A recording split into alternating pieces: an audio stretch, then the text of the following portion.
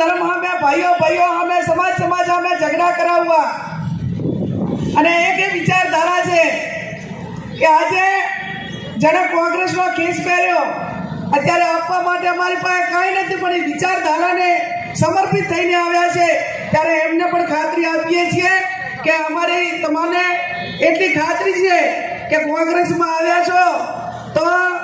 તમારો ઉપયોગ કરીને ફેંકી દેવામાં નહીં આવે છે, સામેની વિચારધારા છે એમ, પણ જ્યાં પણ તમને પ્રતિનિધિત્વ આપવું પડે કે જ્યાં તમારું રક્ષણ કરવું પડે ત્યાં કોંગ્રેસ પાર્ટી તમારું રક્ષણ કરશે।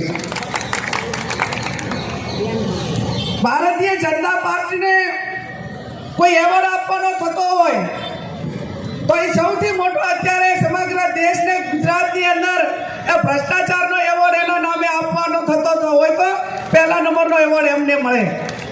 હું અભિનંદન આપું છું અમિતભાઈ ચાવડાને કે એમને દાહોદ જિલ્લામાં 100 કરોડથી પણ વધારે ભ્રષ્ટાચાર કરેલા ભારતીય જનતા પાર્ટીના મંત્રીને અને એમના દીકરાઓએ સતત એમણે વિધાનસભામાં અવાજ ઉઠાવ્યો, સતત વહીવટી પ્રક્રિયામાં આગળ વધ્યા અને આજે ભારતીય જનતા પાર્ટીના મંત્રીના 2 દીકરા જેલમાં પુરાવ્યા હોય કે તમે ભ્રષ્ટાચારી છો એ સાબિત કરી બતાવ્યું હોય। ત્યારે ભારતીય જનતા પાર્ટીની સરકાર કઈ રીતે ચાલે? કોઈ પણ સરકારને લોકો એને જનાદેશ આપે, બહુમતી આપે તો એના ખાતા પ્રમાણે મંત્રીઓ બનાવે। એ ભારતીય જનતા પાર્ટીમાં પેરેલલ 2 સરકારોની રચના થાય, એક નામના થાય, એક નિર્ણય લેવા વાળા થાય, ત્રીજા પાછા તાલુકા કક્ષાએ ને જિલ્લા કક્ષાએ આ જુગારના હડા ચલાવવા વાળાનો એક સરદાર બને, એક દારૂના ધંધા કરવા વાળાનો સરદાર બને, એક કામ જે કન્સ્ટ્રક્શનના ચાલતા હોય એમાં ભ્રષ્ટાચારના ખાતાની વેચણી થાય અને ખાતાની વેચણી એટલે કેવી? લોકોની સુખાકારી માટે નહીં, ખાતાની વેચણી નહીં, પણ ભ્રષ્ટાચાર કઈ રીતે કરવો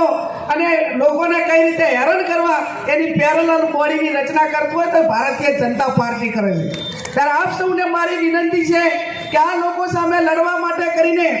જે રીતે બળદેવજીએ કહ્યું એ પ્રમાણે હું પણ આપ સૌને વિનંતી કરું છું કે અમે ગાંધી અને સરદારની વિચારધારાવાળા લોકો છીએ, અમે અન્યાય સામે લડવાવાળા લોકો છીએ, પણ આ ચૂંટણીની અંદર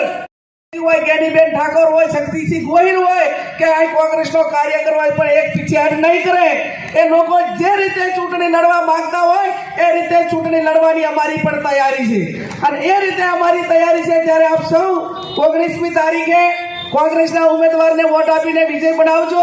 અત્યારે ધોમ ધકતા તાપમાં વિશેષ ના કહેતા, જ્યાં સુધી ચૂંટણી પતે ત્યાં સુધી જે પણ કોંગ્રેસ પાર્ટી અમને જવાબદારી સોંપશે એ 19 તારીખ સુધી બૂથો ઉપર રહેવું પડે તો રહીને પણ આ ચૂંટણીનું મતદાન પત્યા